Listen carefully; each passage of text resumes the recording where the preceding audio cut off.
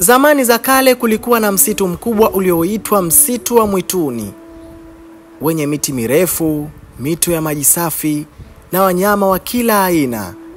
Katika msitu huo waliishi wanyama wawili maarufu sana, ambaye ni sungura aliyekuwa mwepesi wa akili na fisi aliyekuwa na nguvu nyingi lakini mwenye tamaa kupindukia.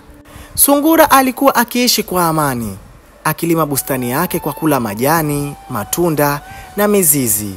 Fisi kwa upande mwingine alikuwa ni mla nyama tu, na mara nyingi alikula tu kile alichomnyang'anya mnyama mwingine.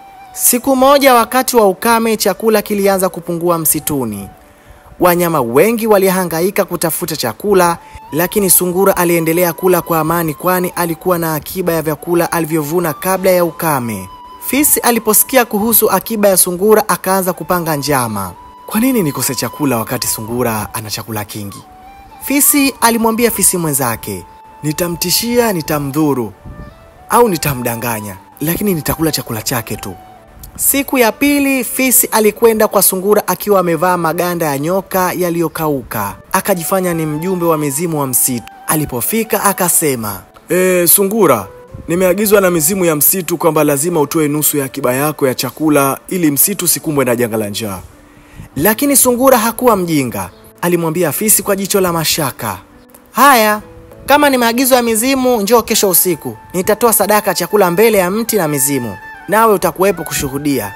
Fisi alifurahi sana, akidhani mpango wake umefanikiwa. Lakini usiku huo sungura alitoweka kimya kimya na kutega mitego mingi karibu na mti wa mizimu. Fisi alifika kama walivyokubaliana. Mara tu alipokanyaga eneo lile, mitego ilianza kufanya kazi. Kamba zikamfunga miguu na mikono, vibuyu vya maji vikamwagika juu yake, hata mizinga ya nyuki waliokusanyika na sungura wakaanza kumdunga. Fisi alipiga kelele, mizimu imegundua, naomba nisamehewe tafadhali.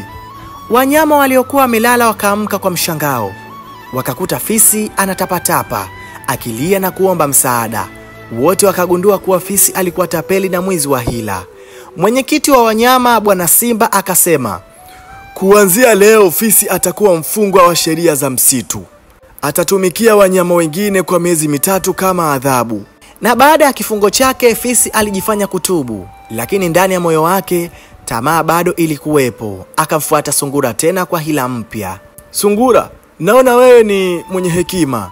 Hebu tushirikiane, tufungue biashara ya kuuza matunda msituni. Wewe utavuna, mimi nitauza. Sungura alikubali, lakini akaweka mtego wa kiakili. Aliandika kila hesabu ya matunda, faida na hasara kila siku. Fisi alikuwa hajui kusoma wala kuhesabu vizuri.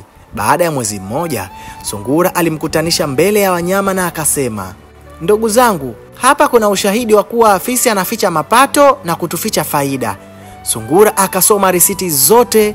Fisi akafedheheka kwa mara ya pili, akaomba msamaha. Simba akamwambia fisi, tatizo lako sio njaa, ni tamaa. Umeona chakula cha sungura ukaamua kumnyang'anya badala ya kujifunza kujituma kama yeye. Fisi alitulia, akaanza kujifunza kutoka kwa sungura. Alijifunza kulima, kuvuna na hata kuandika kidogo. Baada ya muda alibadilika kabisa.